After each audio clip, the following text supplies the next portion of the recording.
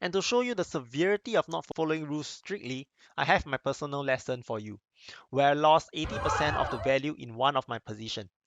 And because we have no exit strategy and no stop loss in place, picking the right stock will be of utmost importance. So please do not go through this expensive mistake that I have went through.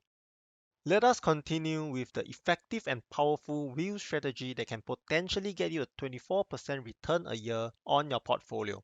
In the last video, we went through the whole strategy, all the steps and criteria to note when executing this strategy. In this video, let us look at where the risk lies and also some troubleshooting and techniques to optimize the strategy. As a quick recap, with the wheel strategy, we aim to generate a 24% yearly return for our portfolio even when stocks are not moving up, to get an even better price for our investment purchases, sometimes even for free. And we have also described this strategy as an all-win and no-loss strategy for long-term value investors. This last aim is particularly difficult to achieve, and it will only be possible if you know where the pitfalls await you and how to avoid them, which is what we are going to be talking about today. So make sure to watch till the end, especially since all the more complicated risk and optimization techniques will be discussed towards the later part of the video. At the same time, help me out by smashing the like button and subscribing to the channel for more exciting content like this in the future.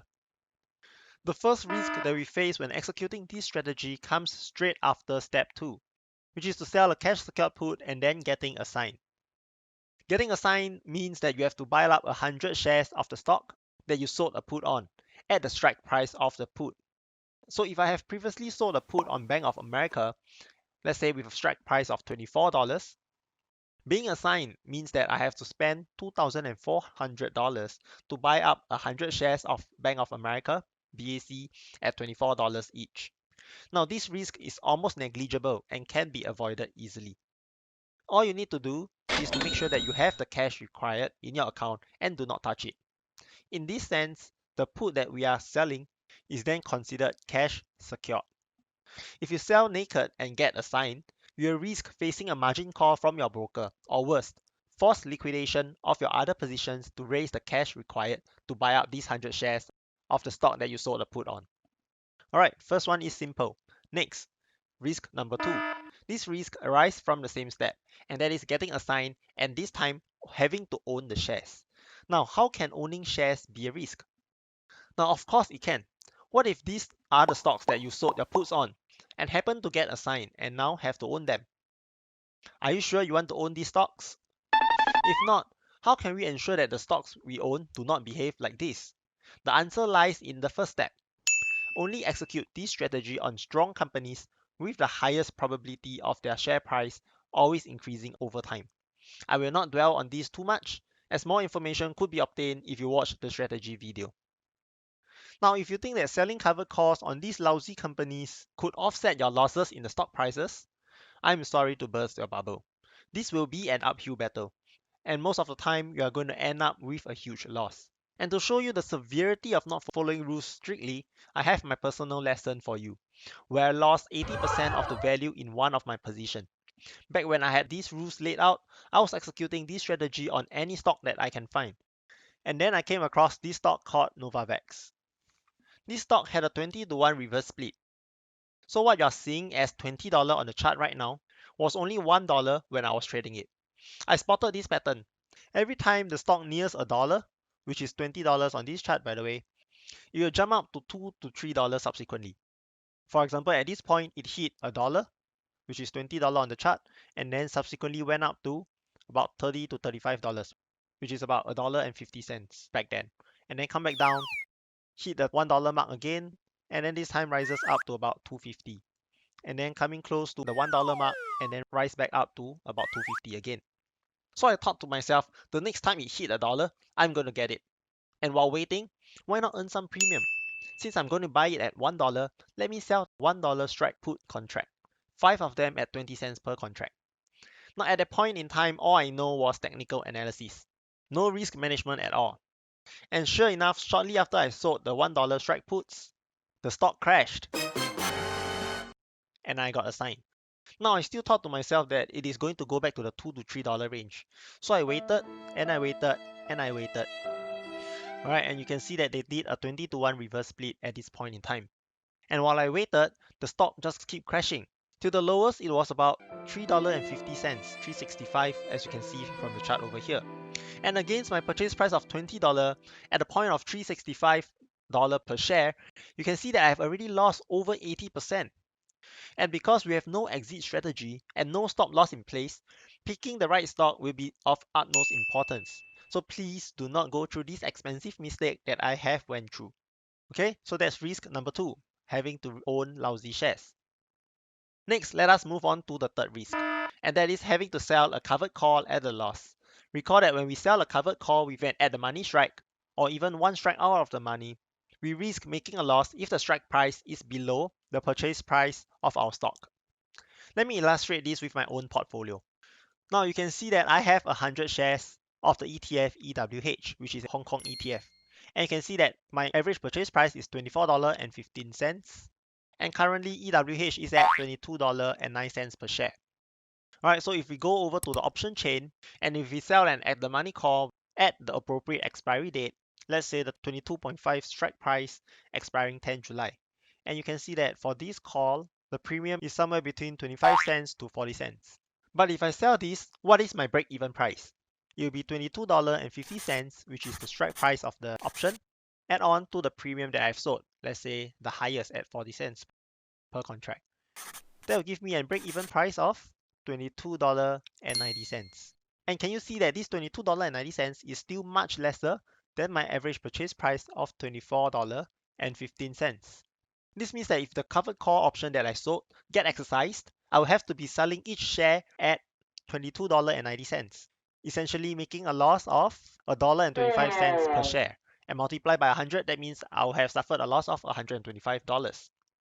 Now, even if I roll out and up when the delta reaches 0.8, it is still very hard for me to profit. So in this scenario, we can only win when the call we sold expires out of the money. Therefore, if you want to sell a call with a strike price that is below your purchase price of the stock, you need to do it at the correct time where the probability would be the highest for the call to expire out of the money. And for this, you want to be selling at the top of the wave. This should also correspond with strong levels of resistance. These resistances can appear in the form of horizontal resistances or the trend lines that you have drawn, moving averages, and lastly, even Fibonacci retracement or extension level. Alright, the strike price at which you sell should also be above these resistance levels to be on the safer side. This is the daily chart for EEM, and you can see that currently it is on a very strong upwards move. It has faced a strong barrage of resistances, namely the moving averages, the 200 SMA and 150 SMA over here. And then this also coincides with the 61.8 Fibonacci retracement level. So I thought to myself, hey, this should be a rather strong level of resistance. So I'm holding on to 200 shares of EEM, as you can see from my portfolio over here. Ignore the 0.02 shares that I'm short of. So for this stock, I have an average purchase price of $41.78. And currently the market price is at $40.92. At this level, which is $40.50, I thought to myself, this is a strong level of resistance. Why not sell a covered call at $41 strike? And $41 will be above these strong levels of resistance over here.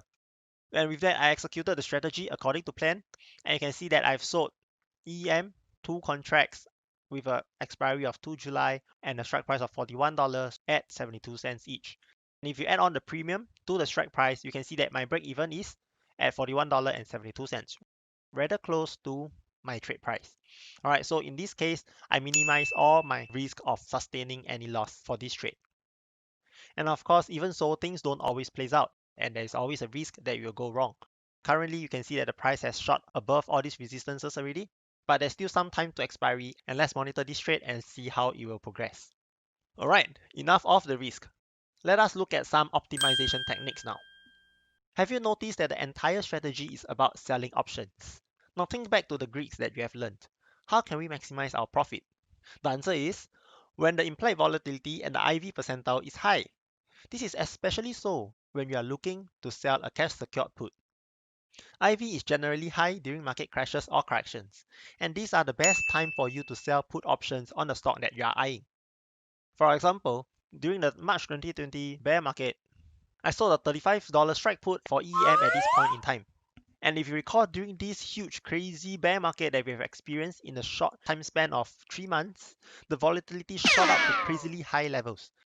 And during that point in time, I managed to sell a $35 strike put for EM that's expiring 19 June for a premium of $3.41. Now, if you do a simple calculation, this put that I've sold is a crazy 9.7% premium against the underlying price. And can you see how attractive this is? In 1 or 2 months, I've earned 5 months worth of premium. Alright, so during times like this, when everybody else is panicking, think of alternative strategies for you to benefit and profit when everyone is fearful. Now, volatility works best for puts, but for calls, we are more concerned with prices being at the top of the current wave, along with having met with strong resistances. And for this, we have discussed all of them in risk number 3. On to the second optimization technique.